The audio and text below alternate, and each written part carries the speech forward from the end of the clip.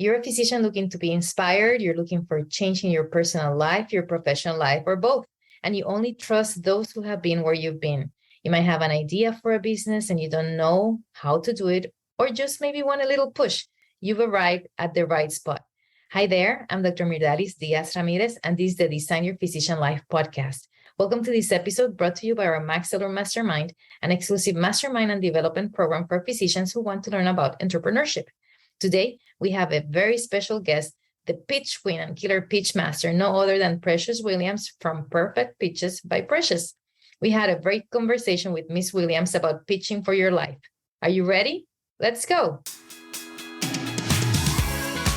Welcome to the Design Your Physician Life podcast, where you will get excited about being a physician, learn the tools that can help boost your success, and great tips from successful doctors. Join us to unlock the keys to an amazing physician life. And now, here's your host, Dr. Myrdalis Diaz-Ramirez.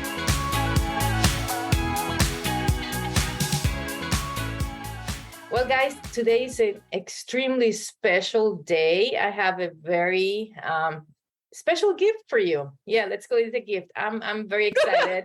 Since I met her, like I said, she has to be on our podcast because I know that here we are as physicians trying to figure out all these things, for entrepreneurship and educating each other. But we need to listen to, from people who are outside of medicine, who've had other careers, other journeys, so that we can learn. And today we have Miss Precious Williams. Thank you for being here today. She's the killer pitch master. How are you? Yes, AKA the pitch queen. Yes, I'm excited There to be the pitch queen. go. So I'm going to tell you a little bit about her before we start talking. She's actually a 13-time national elevator pitch champion who has successfully appeared on ABC's Shark Tank. Oh my goodness, my favorite. I'm a super fan. I know, right? Yes. CNN, Wall Street Journal, Forbes, Black Enterprise Magazine. She started Perfect Pitches by Precious to revolutionize the pitching industry. She was tired. Now she's not, because she's doing it. She was tired of boring pitches that do not convert. You have to come to the right place. This is what she has. She has watched her clients win millions of dollars in pitch competitions, money, secure lucrative speaking and corporate training contracts, and launch their next beautiful now, as she calls it. Besides helping women entrepreneurs and business leaders, she also is a top corporate sales trainer, helps sales teams to create killer communication skills, craft messaging, and understand how to pitch and build sales program. She's also a world-class speaker trainer for global brands, including BMW, Google, LinkedIn, Microsoft, Harvard University, you name it. She also gives back to our community. She's part of organizations like Bottomless Closet, Power in Mission Women's Center, Dream Wakers, Savvy Ladies, and Dress for Success. And not only she speaks here in the United States, she's also an international speaker, and she has been a keynote global conference speaker. She's going to summits and events. Thank you very much for coming to our podcast today. Oh, when I tell you I'm excited, I am excited. Well, one of the things, yes, we're physicians, but Miss Williams here is an attorney. And Former. Yeah. Former attorney. But I think once an attorney, always an attorney. Yeah, it doesn't matter that you're not practicing, you still have those skills. The same thing as physicians, we always going to be physicians for forever. But you didn't decide you woke up one day. Who decided you didn't decide to become a pitch killer master queen just, when you were little, right? No, not at all. No, not Didn't even know it was an option. Exactly. Before then, you decided to be an attorney, and before then, you decided to be other things. So tell us about the little Precious, or the young Precious. What was she thinking about growing up? How was that life?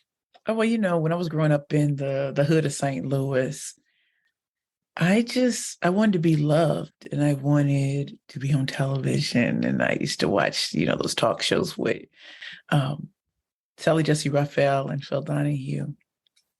I also used to watch a lot of A&E, the Arts and Entertainment Channel. It doesn't exist anymore.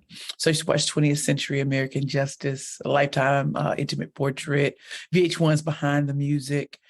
And it really led me to see that some of the greatest stories ever told were from people who risked it all to win and to do the impossible, whether they were going to become rock stars or singers, or whether they decided they were going to go into business or they were going to do it in sports. And those encouraged me. And yeah, it didn't make sense for a little Black girl in the hood to think that she could make it. I can't sing. I don't play sports at 43 years old. And so I just thought that I'd be kind of cool on television, right? And so in the back of my mind, I just knew I'd have a billboard in Times Square. And oh my God, I've had two. What? And just dreaming big. Around me were just a whole lot of people that just did not see it for me. They didn't see the star in me. They saw it in my sister. In fact, today is her birthday. Happy birthday, sister.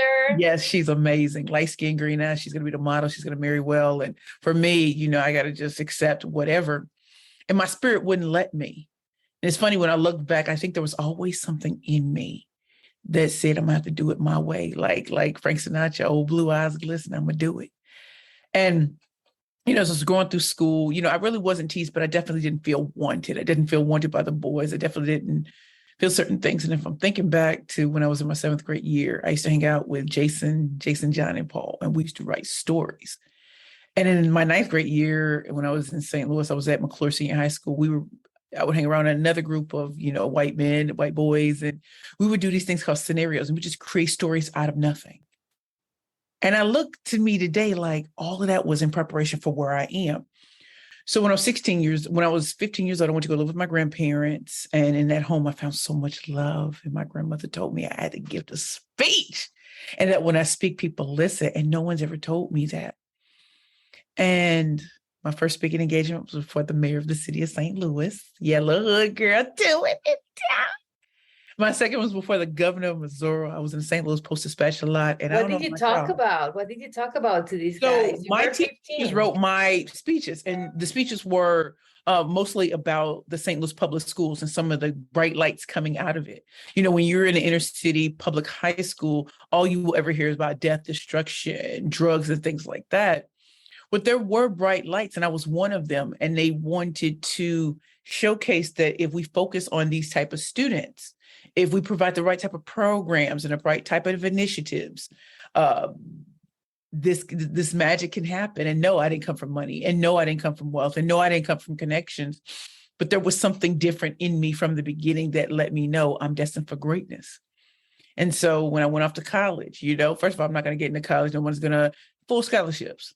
Like it was nothing. Law school, like it wasn't nothing. So full scholarship. Why before that? Why did you decide? Because you're like thinking TV when you're later. You're talking. You're a public speaker, and then you decide to go to law school rather than like being a reporter or something like that. Well, I loved watching the old Perry Mason in black and white. I love the colored version of Perry Mason, LA Law and Order. I mean, baby, and when Johnny Cochran said, if the glove doesn't fit, you must have quit. I was like, oh. And I just thought that, you can combine theater, you can provide drama, and you can be professional grade and go up against the best and do it, And so I worked towards that. Like, yes, I wanted to be on television, but just like a lot of young people, some people want to be firemen, some people want to be teachers. You don't necessarily wind up like that. Well, I actually played that out. And as I got older, and I passed the New York State Bar on my first try, was an attorney, hated it, and yet had prestigious names behind me. But it still didn't move me. Like having the same cases over and over again is like, what? Which means that I told you I was different. And I knew that there was something greater for me. But it didn't happen until I left the love of my ex-fiance and then put myself out there on a dating app, met a very famous Hollywood actor. To this day, it makes no sense. And that inspired me to start my first company that nobody wanted to believe in. And it wasn't until I pitched at an event and then got on national television on Your Business with J.J. Ramberg 10 years ago that people were introduced to Precious Williams. And from there, entering pitch competitions. How do you win $500,000 in 54 seconds? How do you win 13 out of 14 pitch competitions when there's nothing in my background that says Harvard, Yale, Stanford, or Columbia? There's nothing in my background that says I came with all these connects. I didn't.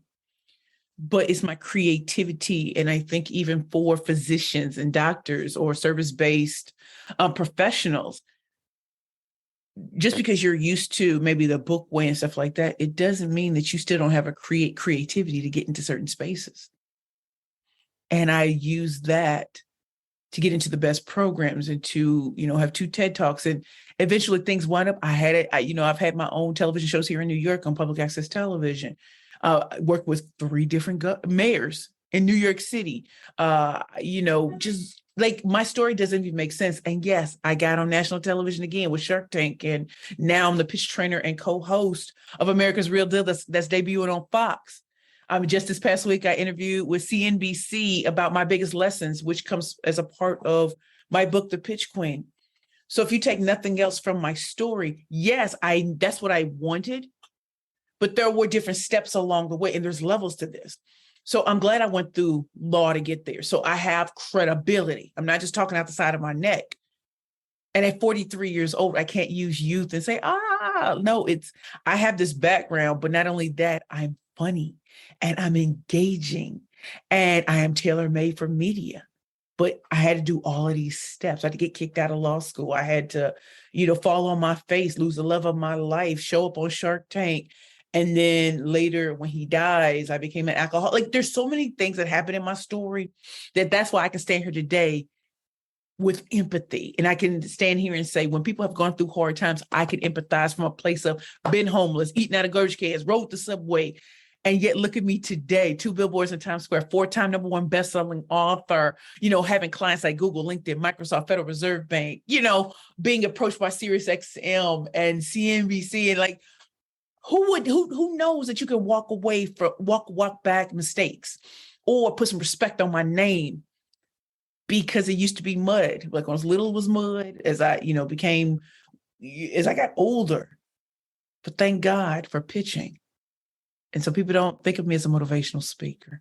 I'm a killer pitch master. And I'm here to help you slay all competition.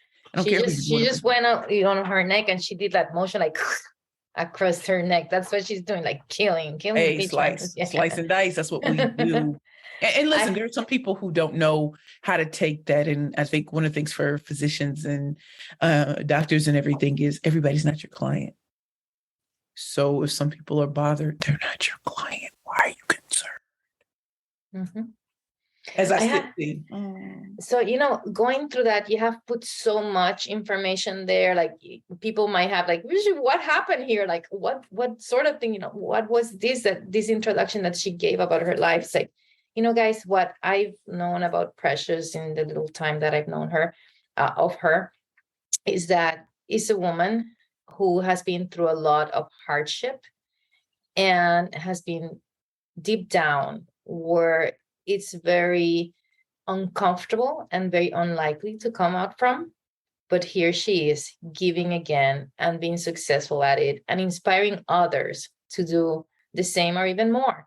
And when we created this mastermind, the mastermind is what I have, is the product that we have that we help physicians and learn through entrepreneurship, and the podcast Design Your Physician Life. When we created these tools were because inspired by the fact that there's 300 to 400 physicians committing suicide every year. What? And it's because of a lot of it's overwhelmed by the system. Mm-hmm. And when people talk outside, like you didn't know that, I'm just telling you that fact. And we're seeing physicians, you see them as successful entities, right? These physicians who've been there and all that stuff. But the truth is that there's so much pain as a physician these days because the transformation has been very difficult for us from our mindset to come and deal with this, where we're not necessarily in control of our own experience, our patient's experience, our personal experience. There's so much between us as physicians, what we want to do for our patients, and between our patients, there's so many layers there that we're not able to give what we want to give them. However, instead of getting frustrated like that by the system, in your case, instead of getting frustrated or not seeing the light at the end, you took matters into your own hands. And that's the message that we want to bring to physicians. It's like, we have all these things that it's been an evolution of the system. at some point we wanted, just to be physicians and have others help us with these things. And then it evolved in a way that we're being physicians isolated in one corner where we really are not being able to give all that we want to the patients. But at the end of the day, it's like we're choosing this life, right? Regardless of what the system is, we're choosing this life of physicians. We're choosing to be in these positions, either working for this institution or having our offices, whatever it is, working in the system. And it's our choice. And it's our choice to make it work for us. And that's what we're trying to get from your story. You have been in situations where they haven't been the best situations, right? Right. And despite that, right now, you're not here blaming the world for your current situation. You're taking control of your situation. You've decided to you've known what your dream is. You don't have only one billboard sign in New York. You have two of them, right? Yes. And you could have stayed behind and say the system, the living in the hood. I grew up in the hood. That's a situation. And then I had all this lack of love in my life. That was a situation. Then I was kicked out of here. That was a situation. Somebody I loved died, and that was a situation. And I was, going through all these challenges, and there were situations. And it's not that it's easy. No. But once you have this education as a physician, for example, you are at a certain level where you have the ability, you have options to come out. Is that correct, Ms. Williams, or not? Yes, most definitely. And it's great to have like a guide like you or other physicians who see the changes, the rapid changes that are happening in your industry, and finding ways to either overcome or work with it. They say that in times and in periods of feast and famine or in recessions, there's still not only just money to be made, but a different type of impact. So when I came out of law school, the mortgage foreclosure crisis was happening. So the original position that I had in government, last hired, first fired. Yeah, I never even got that. So I had to go to another firm in medical malpractice. And as much as I didn't like it, the fact that I was able to just change. What I've learned from the experience especially when I quit on July 15, 2009, you'll notice I'm very date specific, is when they told me I'd never work in this town again. It was like, Watch me. I'm from St. Louis, Missouri. I'm from the show me state. So if you think you acting bad, you're going to have to show me. Like, oh, dude, I'm still here. And I told them they'll know my name before they know yours. Like, who has that kind of confidence to tell people who look nothing like you, you can talk this talk. They're going to know me. Trust and believe that. And then when the pandemic happened, when people were like, oh, well, we're going to shrink back. We're going to do this. I said, why? Y'all go ahead and do that. I'm the one who ate oodles and noodles. I'm the one who struggled. This isn't a struggle to me. This is where you can separate the boys from the men and the girls from the women. So I'm gonna put on my big girl panties, and when y'all fall back, I'm going hard. And because I decided that, it allowed me to not have all the competition that you used to have, but also I'm a pitch master, not just someone who trained. I'm a pitch master, not someone who just sells the same thing all the time. And so when you're a world-class master communicator in 6 forms of pitching, not just one, not just 2, but 6 forms, and have the type of testimonials and clients that I had, it was forged out of fire. It was forged out of pain. It was forged out of messiness. And so that's what you bring to the marketplace is, yeah, things are rough, and yes, things are changing, but there's still opportunity here. And when you have a guy that's a trailblazer, or you have organizations that are trailblazing, to other people, it seems crazy and it seems impossible. And you say it's only impossible until it's done, and we're going to do it. Are there failures? Yeah. Are there mistakes? Yeah. Are there challenges? Yeah. But I ain't stopping, and neither should you. Maybe it has to change forms. Maybe the dream is in a different way. So even though I went after law and achieved that, the little girl still wanted to be on television. And my vision now is totally different from when I was a little girl. I want to have an impact on those who felt lost and abandoned, and they did everything right and they're still miserable. How do they change the mindset to go after what they want. Let's say they got $2.30 in their bank account. Can they do it? And of course, I can say wholeheartedly yes, because I had negative $400 in my bank account and still got on national television and walked away with $500,000. The thing that you think is horrible, that you will never come back from, if you push, you're doing better than 90% of other people who will just accept. And so me being on your show today is also a reminder of my past and how things work out when you keep staying in action. And if things aren't working, you can change certain things. And so that's what I bring to the table as a speaker. That's what I bring to the table as a trainer. It's energy, but it's also, I understand, and I'm not coming from a textbook with this. I'm coming from real life, married with things that I've learned in books and having great teachers and trainers, but also being able to make my own path and showing others that they can do the same. So I applaud what you're doing. I applaud that I was able to speak to that group and you all could understand that even though I'm not a physician, I very much have a great bedside manner. Let's talk about what, the great bedside manner comes from childhood, right? Your grandparents were there to help give you that love and yes, let you shine and be able to go and talk to your the mayor of St. Louis and all these things. Let's talk about your life that took you to that point when you went to Shark Tank.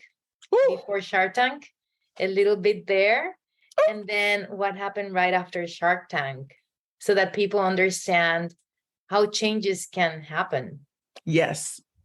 So before I actually appeared on Shark Tank season 8 in 2016, I had already prepped 3 clients to appear on Shark Tank, right? And let me tell you something about strategy, cunning, and precision.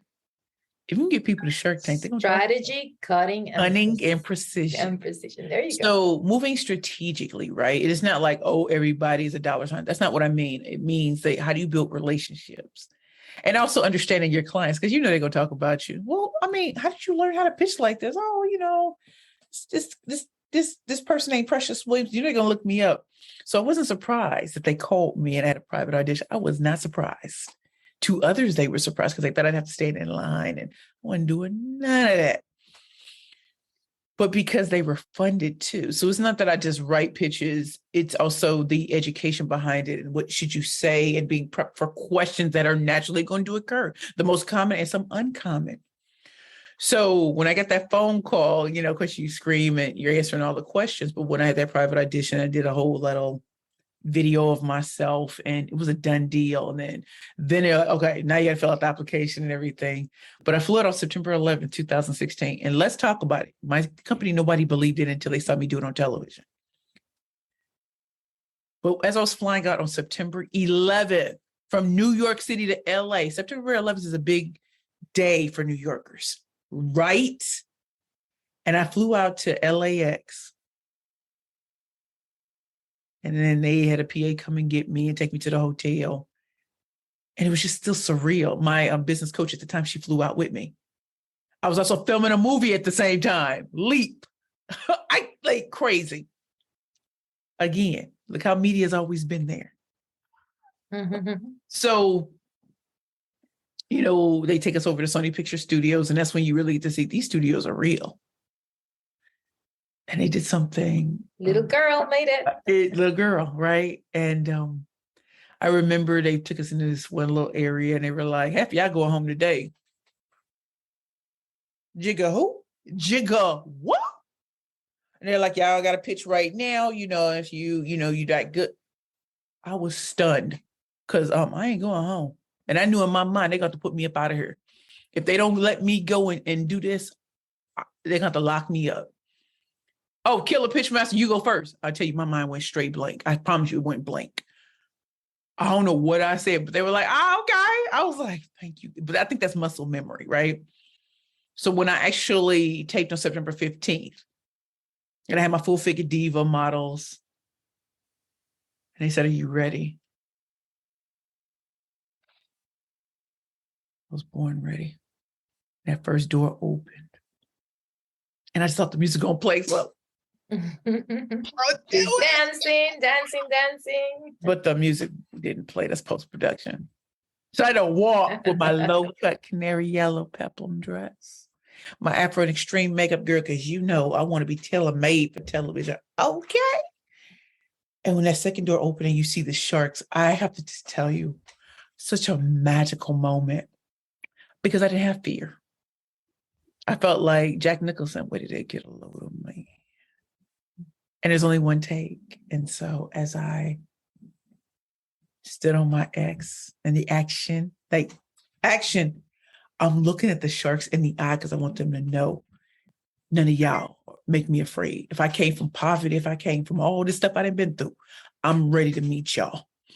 And I started pitching and just looking at their eyes and just, what do we have here? And then when I finished, I said, okay, ladies, now let's get in formation. Like, because Beyonce's song could just come out, formation.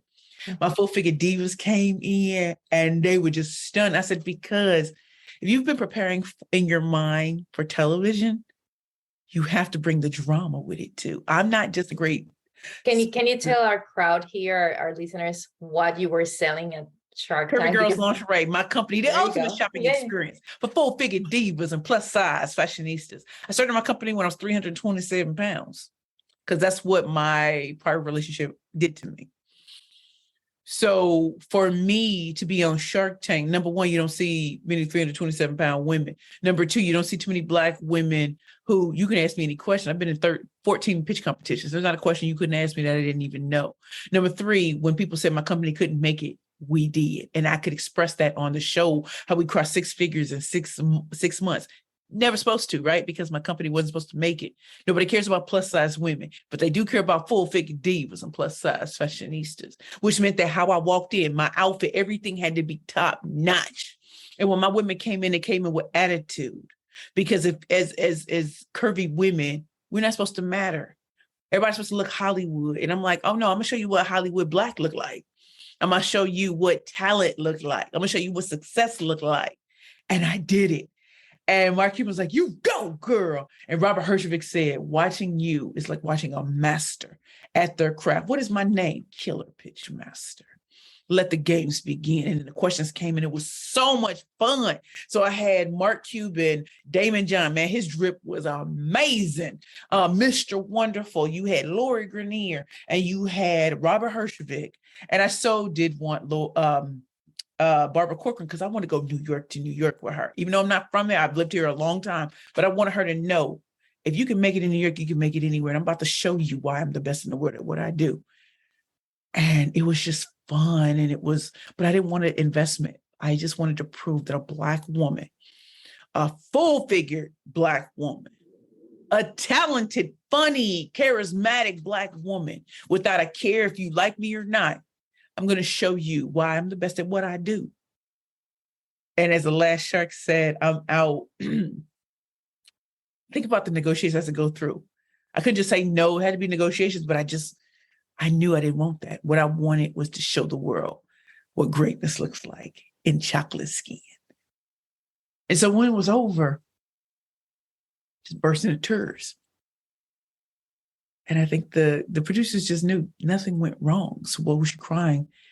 And I said, they said I couldn't do this. I'm thinking about all the people, my mother, my father, my community, all the people that said I couldn't do it. And I just went toe to toe with, billionaires and multimillionaire investors like it wasn't anything. And that's because my world taught me that I'm going to have to fight. And I'm going to have to make noise, and I'm going to have to irritate, and I'm going to have to be assertive. And in this moment, it all paid off. And I didn't realize that afterwards I would lose the love of my life, that actor. I didn't realize that I only had 3 years with him. Because I only got 3 years with my grandparents before I went off to college.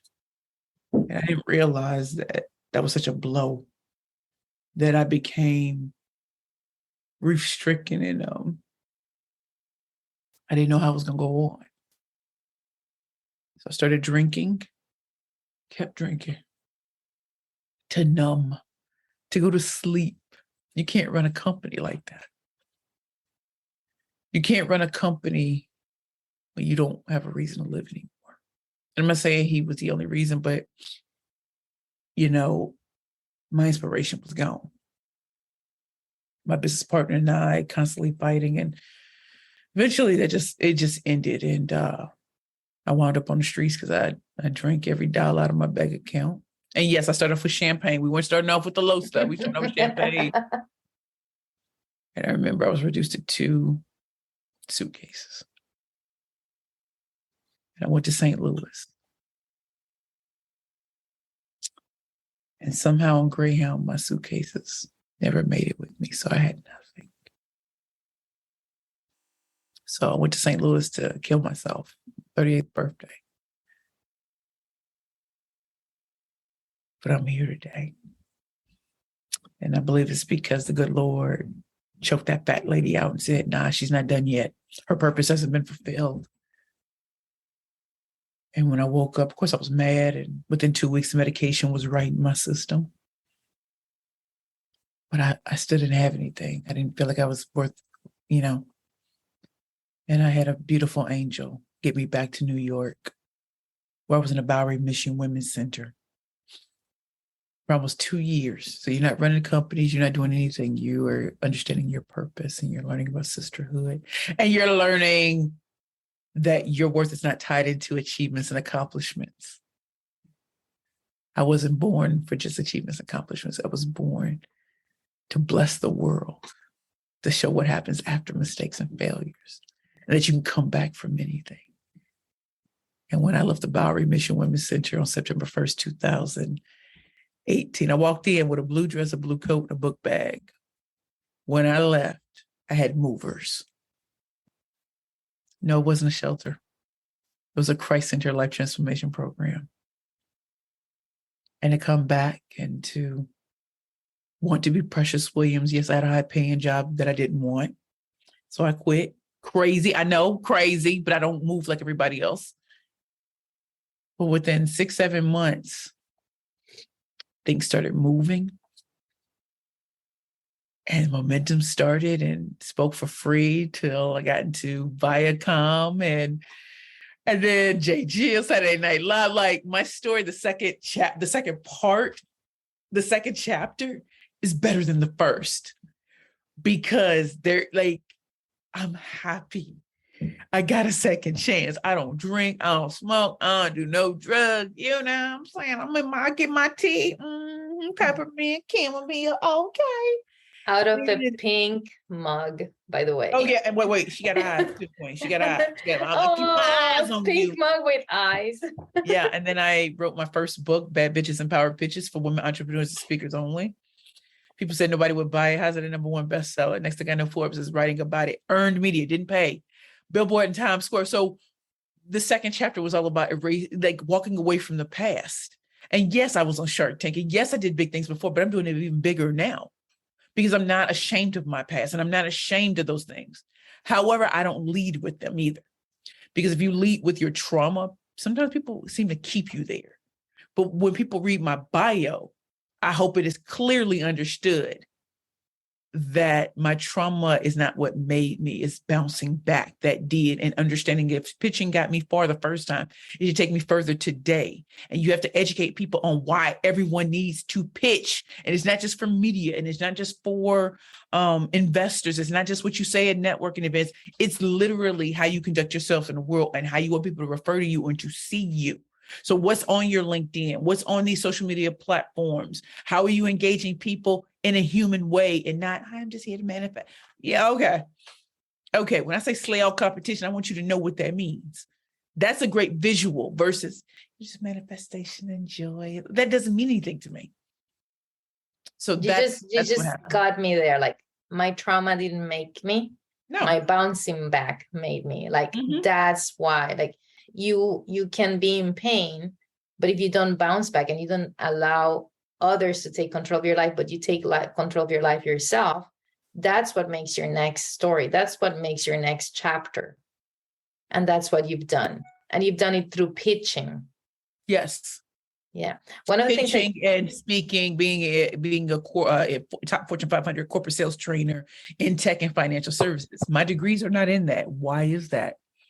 I'm very deliberate in how I move. And oftentimes you don't see people like me in certain places. And there's not a room I can't speak in. There's not a room. However, I've been doing this 27 years. There you go, guys.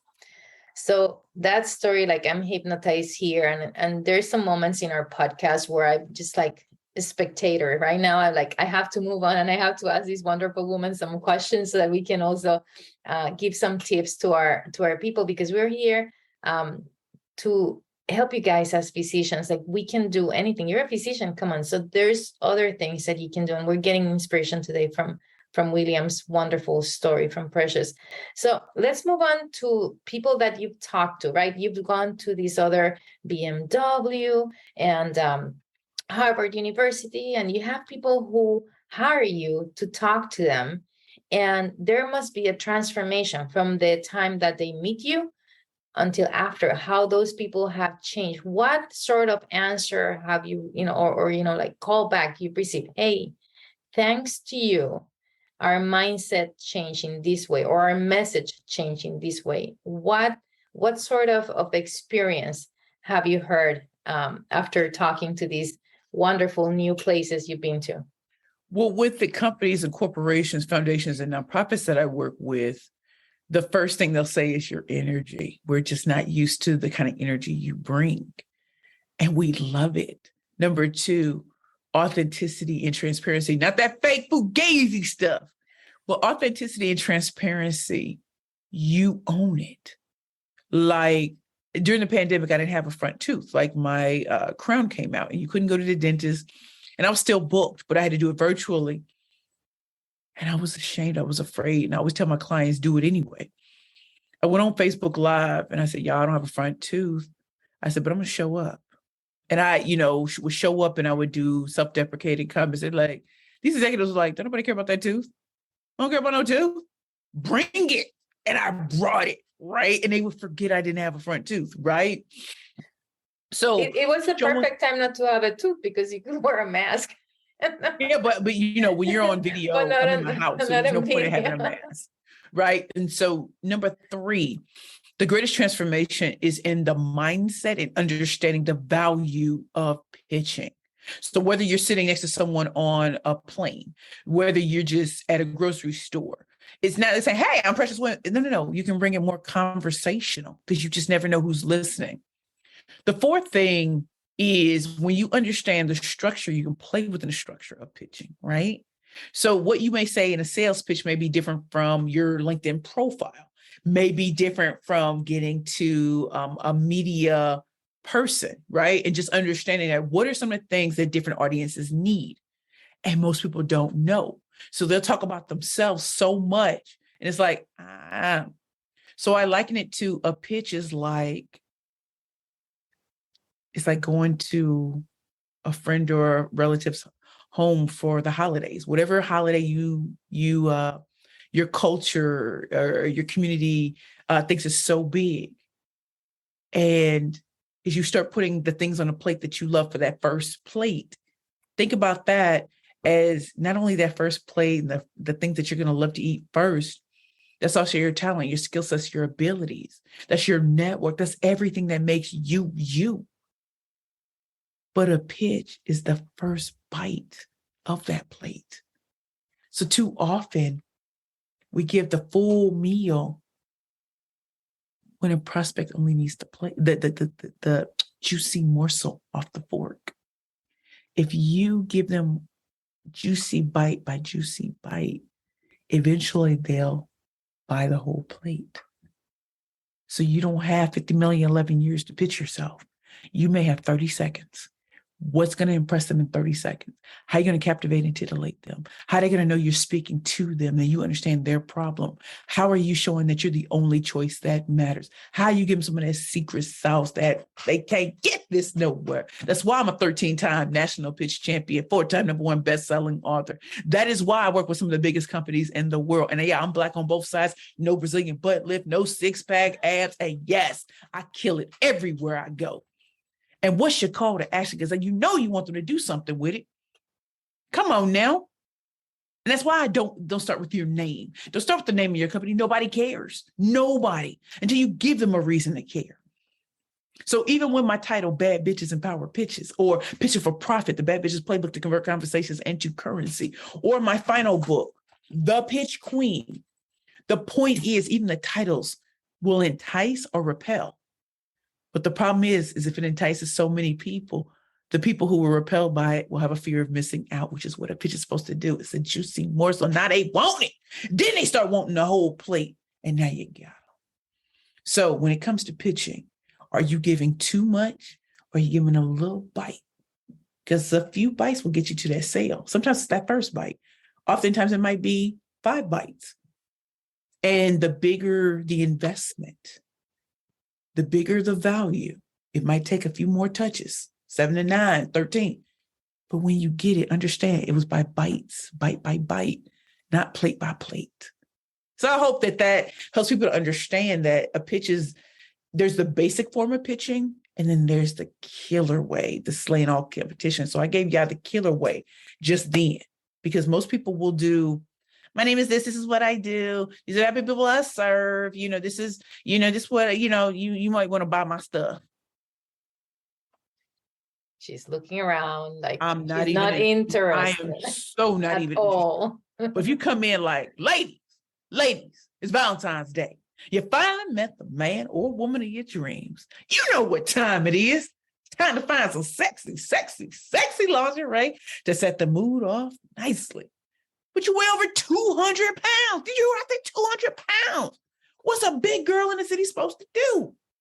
Well, that's why I created Perfect Girls Lingerie. And at Perfect Girls Lingerie with the ultimate shopping experience for full-figure divas and plus-size fashionistas. So a part of that, what did you hear? There was a different way of opening. It wasn't my name of my company. What's the problem? I set a scene for the audience, Valentine's Day. Doesn't matter who you are in the United States. You know what time it is.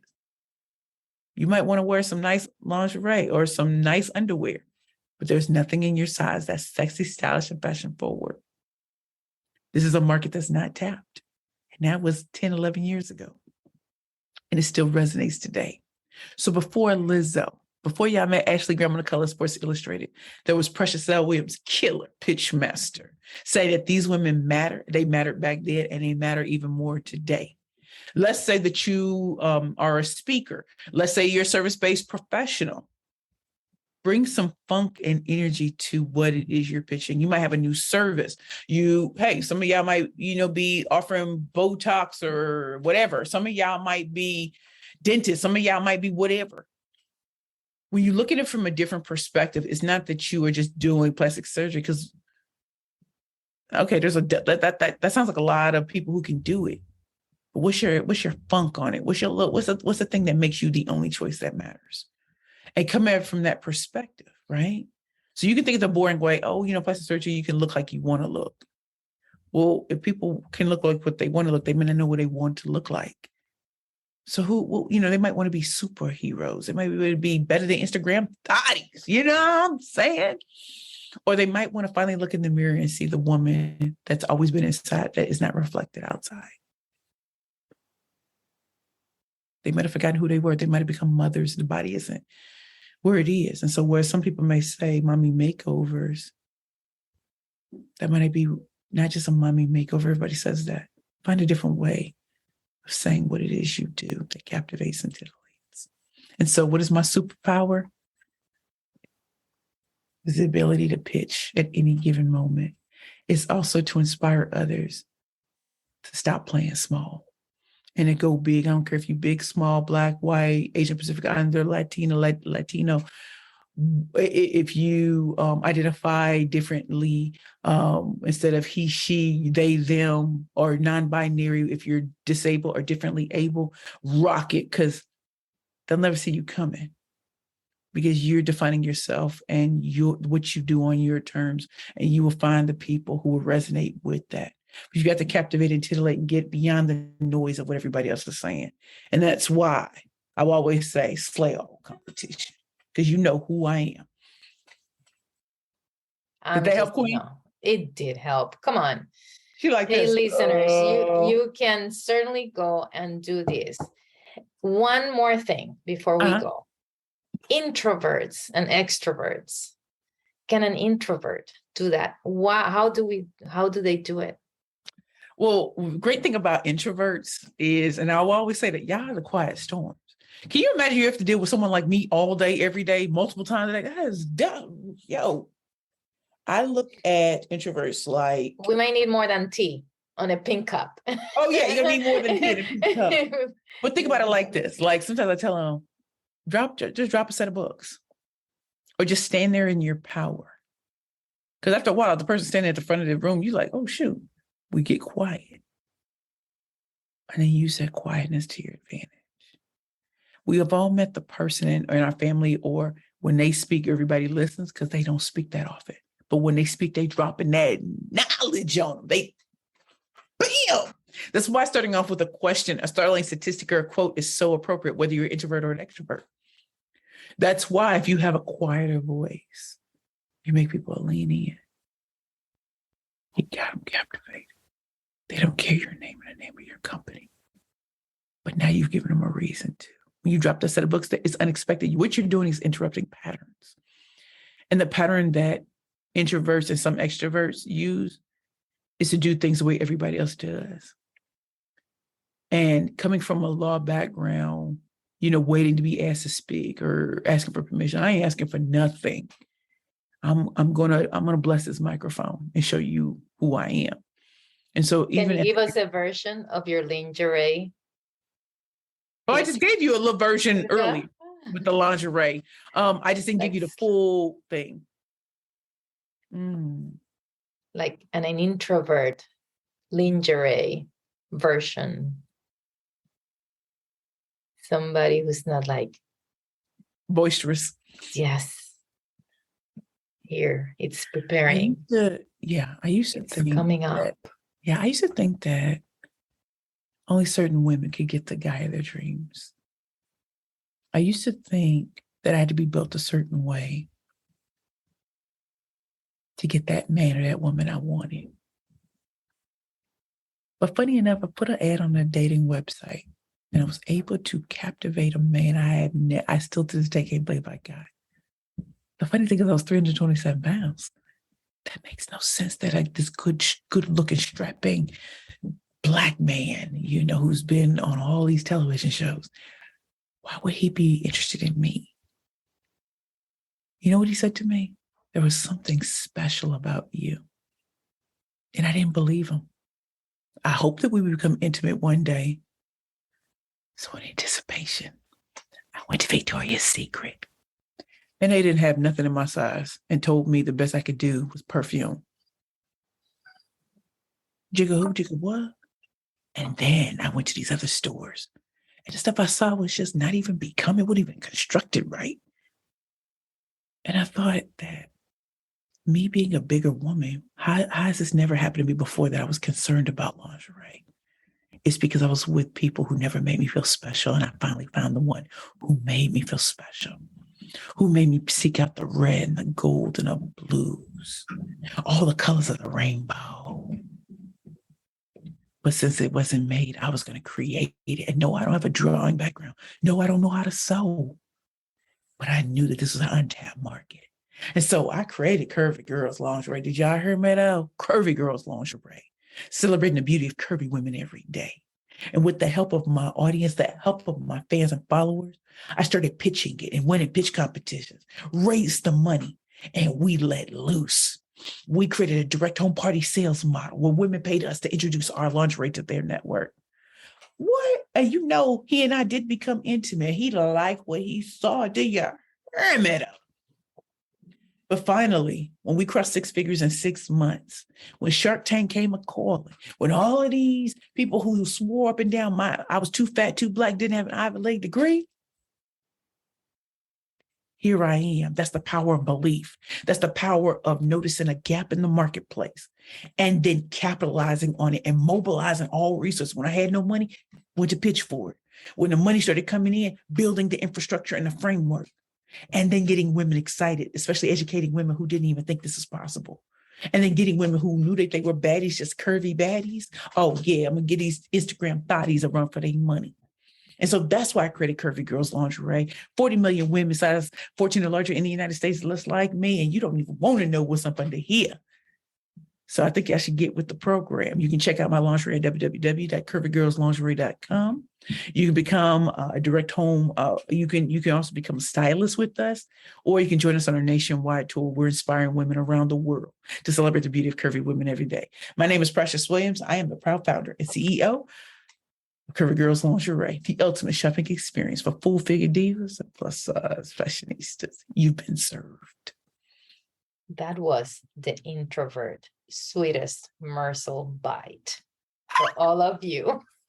Did you notice the voice change? Did you notice the voice change? Yes. It's awesome. So we're talking there about our avatars. We're interesting them in what things that matter to them. Yes. And then that's the main point. And then getting them back to be, how can I have more of you, sweet morsel? How can I have your whole plate? She's at the whole plate. Yes. And it's so true, because I want y'all to know that was off the dome, because she asked me, can I do it? And I think when you're dealing with a master, you're going to see what a masters can do. We can take any situation and get it popping.